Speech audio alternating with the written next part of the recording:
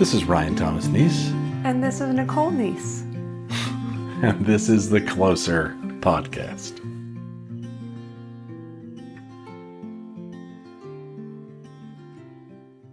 Recently, Ryan and I had the opportunity to fly to Chicago and attend a wedding of a dear friend. We have known Julie for what feels like forever, and we have had the chance to get to see her grow into a beautiful woman. Julie came into our lives at a very crucial time, and when people ask about how we first met her as someone who helped care for our children, that never seems quite fair, or like it doesn't seem like it gives it an adequate reflection of who she is in our lives. She has become family, someone that we love getting to spend time with and have been blessed to see her grow and really just be in relationship with. So when we first learned of her now husband, Tyler, we knew this man. He wasn't like the other ones. He cared for her deeply and fiercely, and their connection was definitely unique. So when they got engaged, we were ecstatic. We were over the moon. We couldn't wait to see them tie the knot. But what came as a surprise, as a blessing and a deep honor, was when they asked if Ryan might speak during the ceremony, that he might say something about love and partnership. Really, they didn't give him too many guidelines, just that it would be under 10 minutes. But what people may or may not know about Ryan is that he is a gifted writer and speaker, and that he has so much to offer in way of understanding this life. And what I've always found really fascinating and intriguing about him is his ability to use words, his crafting of the English language, and the ways in which he can conceptualize something is or has always been something to behold. When I first started dating him, I would read things that he wrote or listen to him give talks or just in simple conversation with our friends and talk about things that all of us think about. Some of us try to explain, but somehow seem to not be able to capture. And he has just always had this way about him that makes things make sense. Anyhow, getting to have the chance to combine this gifting with the expression of love and hope over two people that we care very deeply about was really, really something to be a part of. So in this mini bonus episode, we're going to give you a little peek into what he wrote, and I hope you enjoy it as much as we did.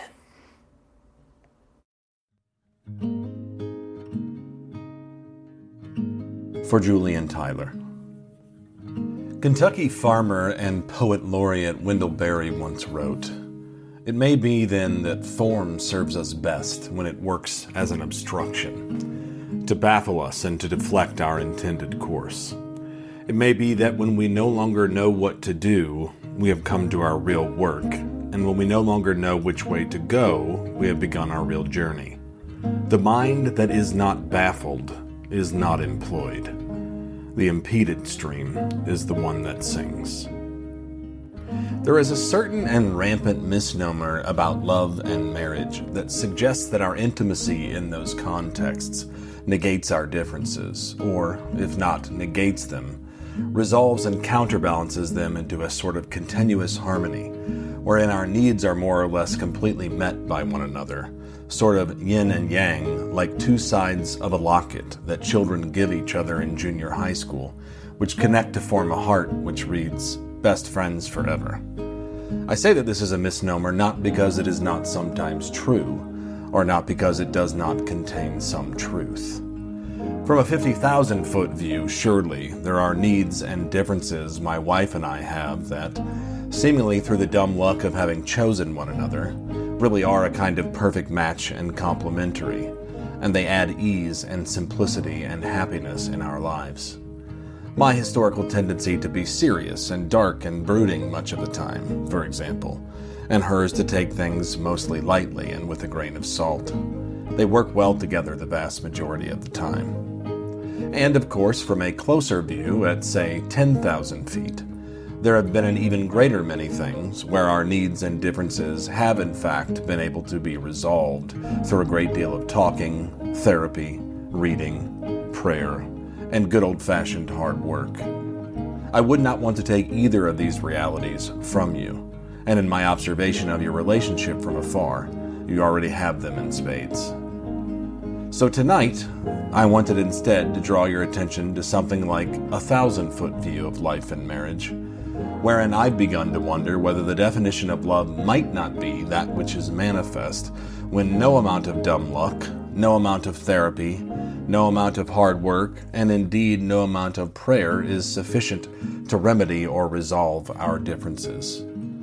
In George Frederick Handel's orchestral magnum opus, Messiah, he invokes the paradoxical scriptural wisdom that in God, every valley is exalted, the mountains and hills made low, the crooked paths are made straight, and the rough places made plain.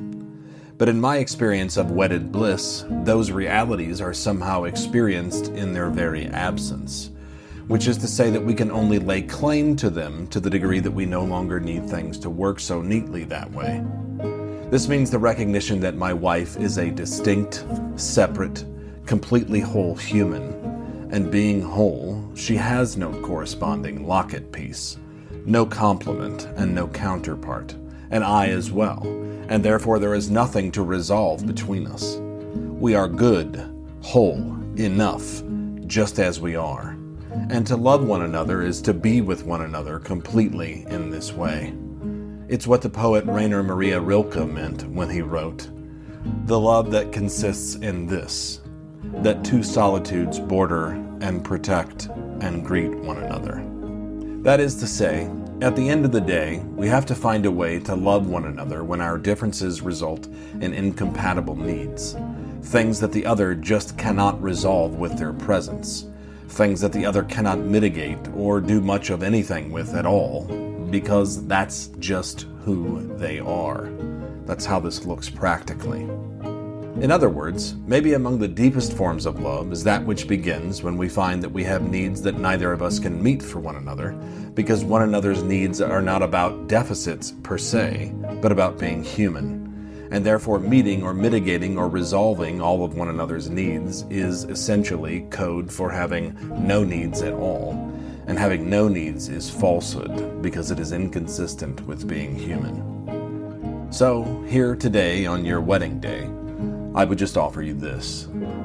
Perhaps real love is what begins when you find that you can't love one another completely enough to bring everything between you into resolution.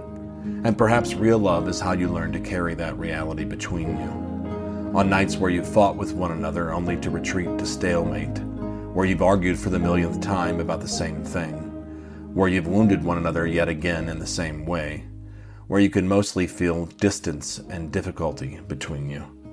Perhaps then when you feel the most impeded, and perhaps only then, can you hear the song of love's impeded stream. And if you attune your ear to it, perhaps it will say this to you: tomorrow. Tomorrow we will try again. Try to be with one another, to accept one another just as we are. No resolutions and no need for change.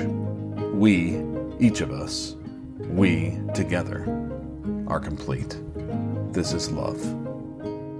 Light and levity and darkness and heaviness, this is how life is, and this too is how marriage is. Savor it, drink it all in, get every last drop you have coming to you. All of it belongs. Here tonight and in perpetuity, peace and blessing and laughter and love, which includes and subsumes everything under the sun. I speak these over your marriage, and may it not just be a happy one, but a remarkable, brilliant, human one. Even as the two of you are remarkable, brilliant people. I love you both.